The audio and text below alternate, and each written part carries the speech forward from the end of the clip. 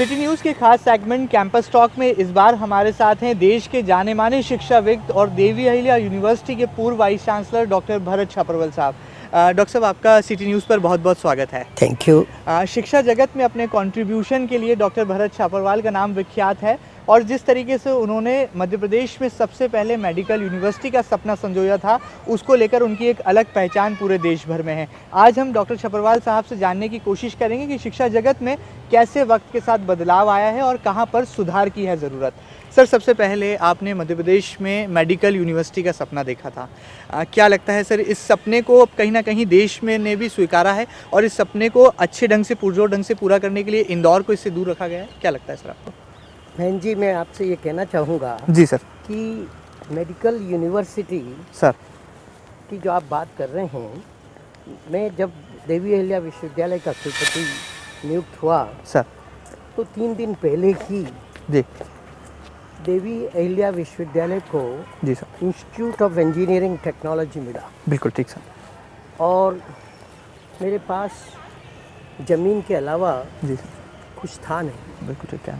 और यहाँ तक कि इंजीनियरिंग इंस्टीट्यूट को चलाने का मेरा अनुभव भी शून्य था। बिल्कुल ठीक है। मगर मैं भाग्यशाली था कि मुझे डॉक्टर दासगुप्ता साहब एडवाइज़र के रूप में चेयरमैन एडवाइजरी बोर्ड मिले जी सर। और उसी टाइम से एक जनरल यूनिवर्सिटी में ये सभी विधाएं होनी चाहिए। बिल्कुल बिल्कुल।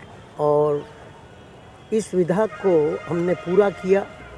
डॉक्टर दासगुप्ता, डॉक्टर धवलीकर के और डॉक्टर चंदवानी ने हमारे को बहुत इसमें मदद दी जी और आज एक मध्य प्रदेश में जानी मानी संस्था है। बिल्कुल यही सोच लेकर के कि सिर्फ social sciences, life sciences, humanities, computer science, इसके अलावा भी यूनिवर्सिटी में medical and health sciences institute होना चाहिए। बिल्कुल ठीक है। वो एक यूनिवर्सिटी का ही स्वरूप था। बिल्कुल बिल्कुल बिल्कुल। और उसके लिए तत्कालीन मुख्यमंत्री जी ने जी हमें 50 एकड़ ज़मीन एयरपोर्ट के पास करीब 3 किलोमीटर दूर बांगरदा में जी दी। जी जी और सपना वही था जो कि इंस्टीट्यूट ऑफ इंजीनियरिंग टेक्नोलॉजी को लेके था। जी जी जी बिल्कुल। तो एक इंस्टीट्यूट ऑफ इंजीनियरिंग टेक्नोलॉजी और साथ में institute of medical and health sciences, और वो institute of medical health sciences सिर्फ एलोपैथी की पढ़ाई ना हो, बिल्कुल बिल्कुल। होम्योपैथी हो, आयुर्वेद हो, यूनानी हो, तिब्बती हो, जी जी ग्रेजुअली सभी विधाओं एक का साथ जी क्योंकि वो institute of medical and health science बिल्कुल बिल्कुल और बिल्कुल। जिसमें नर्सिंग भी होगा, डेंटल भी होगा।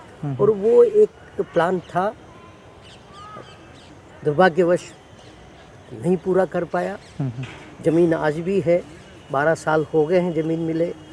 और आगे जा कर के मैं वर्तमान कुलपति को शुभकामनाएं देता हूँ। जी जी अगर वो पूरा कर पाएंगे जी जी तो ये एक अच्छा योगदान होगा। बिल्कुल। क्योंकि यूनी फैकल्टी यूनिवर्सिटी के बजाय एक जनरल यूनिवर्सिटी में सब विधाएं हों बिल्कुल। तो विकास आइए सर। बड़ा समग्र होता है। जी जी बिल्कुल। सर, ये तो हुआ आपका मेडिकल यूनिवर्सिटी का सपना। देवी अहिल्या यूनिवर्सिटी के इतिहास में सर सबसे सफल कुलपति के तौर पर आपका नाम जाना जाता है। चाहे स्टूडेंट्स की बात हो, सिटी न्यूज़ की टीम ने एक रिसर्च भी किया तो उसमें पाया कि डॉक्टर भरत छापरवाल सबसे सफलतम कुलपतियों की श्रेणी में है और सबसे ऊंचे पायदान पर उनका नाम है। राजभवन से भी आपका गहरा नाता रहा और देवी अहिल्या यूनिवर्सिटी का वो सुनहरा काल था जब आपने कुलपति पद को सुशोभित किया। आज के इस दौर में सर क्या लगता है, कितनी गिरावट आई है यूनिवर्सिटी की साख पर और किस तरफ इस पर आप अपनी चिंता व्यक्त करते हैं? मैं आपको एक बात जरूर कहना चाहूँगा जी जी जी कि वो मेरी व्यक्तिगत सफलता नहीं थी। बिल्कुल बिल्कुल बिल्कुल। वो एक ऐसा टीम वर्क था जी जिसमें प्यून से लेके प्रोफेसर तक में बिल्कुल एक जुनून था जी। कि इस यूनिवर्सिटी को हिंदुस्तान की सर्वश्रेष्ठ यूनिवर्सिटियों में लाया जाए। बिल्कुल। और ये सपना करीब करीब पूरा भी हुआ। बिल्कुल ठीक है। क्योंकि जब centre for potential for excellence की बात यूनिवर्सिटी ग्रांट्स कमीशन ने की थी जी जी तो हम पहले 12 में थे। बिल्कुल बिल्कुल।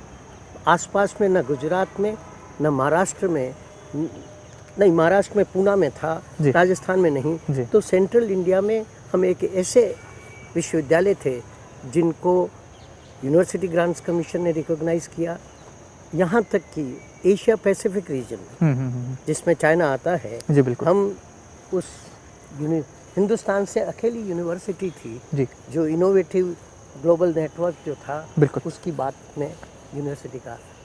तो मैंने कहा ना कि आप धन्यवाद आपको ये कहने के लिए कि मेरे कार्यकाल, मगर मेरा सारा कार्यकाल का श्रेय जी। मैं अपनी टीम को देता हूँ। जी प्रोफेसर प्यून सारे बहुत ही जुनून से काम किया बिल्कुल और आगे ले गए। बिल्कुल उस जुनून में कहीं न कहीं कमी आई है बिल्कुल बिल्कुल और कमी का सीधा संबंध जी सर 2004 फरवरी में जी मेरे निवृत्त हुआ बिल्कुल किन्हीं राजनीतिक कारणों से, जी जबकि मेरा 6.5-7 महीने का कार्यकाल बचा था। बिल्कुल ठीक कह रहे हैं सर। जो आदमी 1996 से 2004 2 कार्यकाल पूरे कर सकता है, वही यूनिवर्सिटी अगर 2004 से 2012 की बात करते हैं तो कम से कम 11 बार कुर्सी बदली है। बिल्कुल ठीक कह रहे हैं सर। कुलपति में 11 बार कुर्सी बदली है। बिल्कुल बिल्कुल और अच्छे लोग भी आए थे, चड्ढा जी आए थे, भागीरथ जी आए थे, अच्छे लोग थे। जी बिल्कुल मगर किन्हीं कारणों से सर वो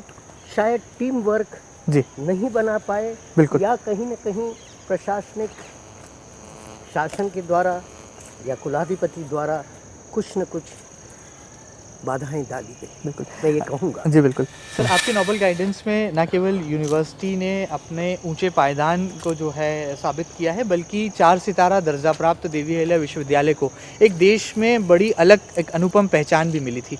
आज ऐसा कहा जाता है कि यूनिवर्सिटी में जितने विभागाध्यक्ष हैं वो सभी शिष्य हैं डॉक्टर छपरवाल साहब के। वो डॉक्टर छपरवाल साहब को अपना गुरु मानकर आज वो तमाम विभागों की कमान संभाल रहे हैं। सर, किस तरीके से आप अपने गुरु मंत्र जो हैं सिटी न्यूज़ चैनल के माध्यम से शेयर करना चाहेंगे और शिक्षा जगत में और कैसे सुधार हो सके, और ख़ासतौर पर यूनिवर्सिटी को लेकर जो आपका एक चिंतन है, जो मनन है, उस पर आपका कैसा फोकस होगा? मैं पुनः आपसे कहना चाहूँगा जी कि जो भी विभागाध्यक्ष हैं जी या जो भी स्टाफ है, बिल्कुल कोई अपवाद छोड़ दें तो सभी उत्कृष्ट श्रेणी के हैं, हाँ बिल्कुल क्वालिटी है। और ये भी एक अपवाद है कि मेडिकल का एक डॉक्टर जनरल यूनिवर्सिटी का वाइस चांसलर बना और 2 टर्म किए, बिल्कुल। जबकि उस वक्त जी मेडिकल का कोई सब्जेक्ट ऐसा सच नहीं था, बिल्कुल। सिर्फ हमारे एफिलिएटेड कॉलेज जरूर था, बिल्कुल बिल्कुल मगर नहीं था। तो इसमें बात ये नहीं है, सर। बात है प्रबंधन की। बिल्कुल ठीक कह रहे हैं सर। आप अपने साथियों पर कितना भरोसा कर सकते हैं सर और उन साथियों को ये भी निश्चित बताना पड़ेगा जी। कि आपका विजन क्या है, आपका मिशन क्या है, आपका गोल क्या है और आपका ऑब्जेक्टिव्स क्या है। और ये जब अगर क्लियर कर देते हैं, जैसे शुरुआत में जैसे ही मैंने विभागाध्यक्षों से जी। अपनी बात शुरू जी। की तो मैंने यही बात कही उनसे जी कि देखिए, आप अपने विभाग के आप वाइस चांसलर हैं, आप अपने विभाग के वाइस चांसलर हैं। बहुत अच्छा। जो आपको बजट एलोटेड है, अगर उससे अलग आपको ज़्यादा बजट चाहिए जी। तो वो मेरे हक में, मेरे अधिकार में नहीं है, वो मुझे वापस एग्जीक्यूटिव काउंसिल में, मगर with in the given budget you can work and they worked okay and they really worked. I can tell you, I am proud of them. Okay. कि everybody has worked. आपको आश्चर्य होगा, 1991 में हमने science Congress की, जी तब प्रोफेसर सोढ़ा वाइस चांसलर थे। Okay sir. दुख की बात यह है कि एक भी सेशन हम विश्वविद्यालय में नहीं कर पाए क्योंकि 100 आदमियों को बैठने का ऐसा कोई एकेडमिक हॉल नहीं था। जी जी बिल्कुल। और उसी को ध्यान में रखते हुए सर। जब हमने कार्य यहाँ चालू किया जी। तो आज आप state of the art auditorium पाते हैं, एग्जैक्टली इवैल्यूएशन सेंटर पाते हैं। आप ए से लेके जी तक अगर डिपार्टमेंट देखें, कोई डिपार्टमेंट ऐसा नहीं था जी जी जिसमें कि काम नहीं हुआ हो या उसका इंफ्रास्ट्रक्चर नहीं बढ़ा हो। हाँ। एकेडमिक स्टाफ कॉलेज से लेके यूनिवर्सिटी प्रेस तक बिल्कुल। कई बिल्डिंग आई, कई नए कोर्सेज आए, मगर वो सब आए क्योंकि एक टीम वर्क था। एग्जैक्टली और वही टीम वर्क आज भी हो सकता है क्योंकि स्टाफ थोड़ा बहुत रिटायर हुआ होगा, मगर जी स्टाफ वही है। क्लास 4 से लेकर के जी डायरेक्टर तक का स्टाफ वैसा ही है, कमिटेड है, जी। मगर उनको एक सूत्र में पिरोना है। उसकी और शासन का इसमें अगर हस्तक्षेप न हो और ख़ास करके कुलाधिपति अगर ध्यान दें तो ये विश्वविद्यालय सेंट्रल इंडिया में सर्वश्रेष्ठ विश्वविद्यालय आज भी बन सकता है। और मुझे कहने में कोई हरकत नहीं है कि वर्तमान कुलपति शायद इसकी कोशिश भी कर रहे हैं। तो मैं उनको कहूँगा कि आप हिम्मत से काम करिए। सत्य को लोग बाग परेशान कर सकते हैं, सत्य को परास्त नहीं, बहुत अच्छी बात कही सर। परास्त कर ही नहीं सकते। सत्य परेशान हो सकता है, पराजित नहीं। सर डॉक्टर भरत छपरवाल, ये वो नाम है सर जो शिक्षा जगत में एक प्रेरणा देता है, एक इंस्पिरेशन देता है, और देश भर में जो आपके शिष्य जन हैं वो बड़े ऊंचे ओहदों पर हैं, बड़े ऊंचे पायदान पर विराजमान हैं। सफलता का क्या मंत्र होता है सर आपकी नज़रिए में, और क्या सही मायने हैं शिक्षा जगत में आज वर्तमान दौर में जो बाज़ारवाद है, या जो कहा जाए जो एजुकेशन इंडस्ट्री में जो कमर्शियलाइजेशन हुआ है, इस पर भी क्या कहीं ना कहीं आपको कोई चिंता दिखाई देती है, लगती है? चिंता इसलिए दिखाई देती है, आज ही मैंने पेपर में पढ़ा सर कि एमएड के 10 कॉलेजेस की मान्यता समाप्त हो रही है। जी जी बिल्कुल। वो इसलिए हो रही है कि नेक्स्ट से उन्होंने अपना असेसमेंट एक्रेडिटेशन नहीं कराया। क्यों नहीं कराया? जी बिल्कुल। क्यों नहीं कराया? बिल्कुल।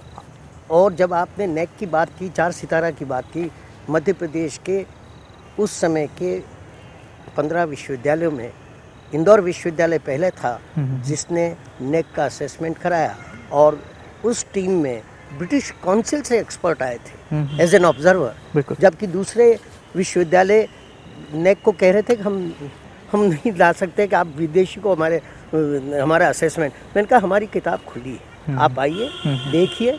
और उसके बाद मुझे भी मालूम थी मेरी क्या कमियां हैं, मगर उन्होंने उन कमियों का भी उल्लेख किया, मगर जो हमारा सेल्फ फाइनेंसिंग कोर्सेज का इतनी भूरी भूरी प्रशंसा की, फाइनेंशियल कंट्रोल की प्रशंसा की सर। और साथ में कोई भी कुलपति आए उसको शासकीय नीतियों का पालन करना आवश्यक है। जब मैं शासकीय नीति कहता हूँ तो मेरा मतलब इंक्लूसिव पॉलिसी से है, रिजर्वेशन पॉलिसी से है, फाइनेंशियल अकाउंट से है।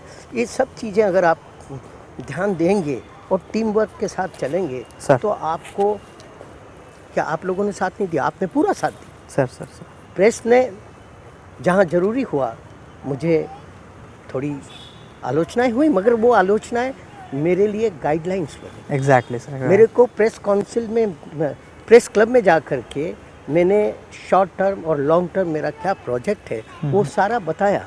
ये और लोगोों ने कहा कि आप अपने आप को प्रेस के सामने क्यों एक्सपोज कर रहे हैं? तो मैंने कहा कि मैं नहीं करूँगा, वो तो सब जानते हैं, वो सब जानते हैं। तो इससे बेहतर है कि हम उनके पास जाएं और उनसे रिक्वेस्ट करें कि आप क्या कल्पना करते हैं विश्वविद्यालय की। बिल्कुल ठीक है। इसमें भी पब्लिक की, प्रेस की, मेरे कर्मचारियों की पूरी प्रशंसा करता हूँ, क्योंकि वो मेरी गाइडलाइन थी। सर ऐसा कौन सा सपना है आपका जो लगता है कि उसे अभी पूरा होना बाकी है, और जो शिक्षा जगत में वर्तमान दौर में जो स्तर में गिरावट आई है, ये कहा जाए जो लगातार नैतिकता के मायनों को लेकर के एक गंभीर चिंतन और विचार का दौर चल पड़ा है पूरे देश भर में, क्या लगता है सर कहाँ पर लगता है कि अभी भी योगदान आपकी तरफ से आना बाकी है? हालांकि पूरा देश सर्वविख्यात है, आपके नाम से देखिए परिचित है। जहाँ तक योगदान का सवाल है, हम सभी का योगदान जरूरी है और वो सतत जरूरी है सर। सिर्फ एजुकेशन तो हमेशा एक डायनेमिक प्रोसेस है, वो कभी स्थिर नहीं हो सकती। बिल्कुल नई नई चीज़ आएगी। आज हम गीता को पहले अध्याय से लेकर 18 अध्याय को अगर रोज़ भी पढ़ें तो शायद हर दिन हमको कुछ न कुछ नया मिलेगा। हर धर्म के शास्त्र में हमको नई चीज़ें मिलती हैं, और अगर हम सेक्युलर दिमाग से चलें और कोई कट्टर संप्रदायवाद की बात न करें तो एजुकेशन जो है वो काफ़ी कुछ है, अभी भी देश को दे सकती है और दे रही है। बिल्कुल आपने जैसा कहा कि वैल्यू एजुकेशन, मॉरल, ये एक बहुत बड़ी समस्या इन दिनों हमको मिल रही है। कल ही दिल्ली में जो बलात्कार हुआ, बिल्कुल कौन उसकी प्रश्न, ये हमेशा के लिए हमारे लिए एक नासूर है। तो वो इसलिए है कि एक तो फैमिलीज का जो कल्चर था कहीं न कहीं वो विघटित हुआ है। सर बहुत संक्षिप्त में आपने चूंकि चिंतन की बात करी है, समाज में आई नैतिक गिरावट की बात हुई है, सर गुरु शिष्य परंपरा क्या लगता है सर? एक गुरु और शिष्य का एक पवित्र रिश्ता होता है, जिस तरीके से छात्रों के बीच में बतौर कुलपति डॉक्टर छपरवाल साहब का नाम जो है काफ़ी लोकप्रिय रहा, ऐसे में क्या लगता है सर गुरु शिष्य परंपरा को भी कहीं ना कहीं ठेस पहुंची है इस दौर में, इस कलयुग में? हर शिक्षक को पारदर्शी होना पड़ेगा। बिल्कुल। और पारदर्शी होंगे तो वो हमको स्वाभाविक रूप से सम्मान देंगे। अगर हम अपना हित ही का ही चिंतन करते रहें और जो उनके लिए ज़रूरी है वो नहीं करेंगे तो हमें सम्मान नहीं मिलेगा। आज का विद्यार्थी मैं दावे के साथ कह सकता हूँ पहले से ज़्यादा कुशाग्र है, उसके पास पहले से ज़्यादा अच्छे साधन हैं, मगर उन साधनों का, उन सामग्री का सही उपयोग नहीं हो पा रहा है। आज जल्दी से जल्दी ज़्यादा से ज़्यादा मार्क्स येन कैन प्रकार लाएँ हैं, वो प्रवृत्ति आ गई है। उस प्रवृत्ति को निपटाना होगा, हमको गूढ़ ज्ञान देना पड़ेगा। वो गूढ़ ज्ञान नहीं, अब सतही ज्ञान हो, और सतही ज्ञान से हमारी जो आदर सम्मान की आप बात कर रहे हैं वो दूर हो रहा है। आज भी मैं तो मेडिकल का टीचर रहा हूँ, कभी भी जाता हूँ तो आज भी लोग बात कहते हैं कि आप बहुत स्ट्रिक्ट थे। मेरे जो पेशेंट थे वो आज भी वो माताएं कहती हैं आप दवा तो बहुत मामूली लिखते थे, मगर समझा बुझा करके अगर हम कुछ ज़्यादा बात करें कि नहीं हमें ये करना वो करना तो आप हमें शायद थोड़ा झिड़क भी देते थे। आज भी कहती, मगर आज भी उसी सम्मान से देते। बिल्कुल बिल्कुल बिल्कुल ये है, मगर वो हमको देना पड़ेगा। अगर आप कुछ अच्छी चीज़ देने को तैयार हैं, समाज आपको हमेशा स्वीकार करेगा, विद्यार्थी तो हमेशा करेगा। विद्यार्थी शॉर्टकट वालों को तनिक समय के लिए तो मान लेगा, मगर लॉन्ग टर्म में कहेगा अगर मेरा गुरु मुझे शॉर्टकट नहीं बताता तो आज में कुछ अच्छा होता। बहुत अच्छी बात की सर। जाते जाते तमाम आपके जो स्टूडेंट्स हैं जो देश भर में अपनी अलग अलग इंडस्ट्री में, अपने अलग अलग फील्ड में, अपनी अलग अलग विधाओं में अपना नाम रोशन करें, ना केवल अपना नाम बल्कि देवी अहिल्या की नगरी इंदौर का नाम भी रोशन कर रहे हैं, उनके लिए क्या संदेश होगा सिटी न्यूज़ के कैंपस टॉक में? मैं आज आपको एक थोड़ा सा परिदृश्य जरूर दूंगा। जी बिल्कुल। आज देश में जी आज़ादी के बाद आज तक सर कई बार ऐसा विलाप होता कि कुछ हुआ नहीं।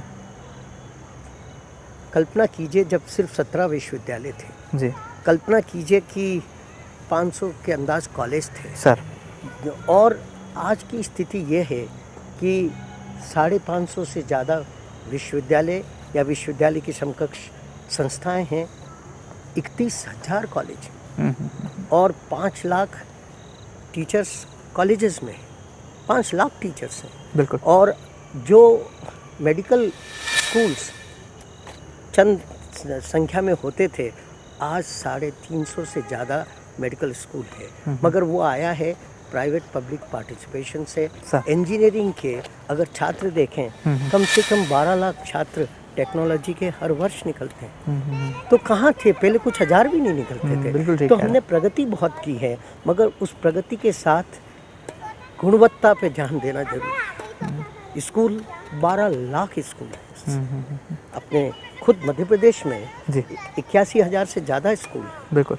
आज टीचर की संख्या सारे भारत की करें तो 50 लाख के अंदाज हैं, तो एक स्कूल के प्रति 4 टीचर्स कम से कम हैं, मगर कहीं ऐसी भी हैं जहाँ एक भी टीचर मुश्किल से है। और आपने शिक्षा कर्मी बना दिया, न जाने क्या क्या बना दिया।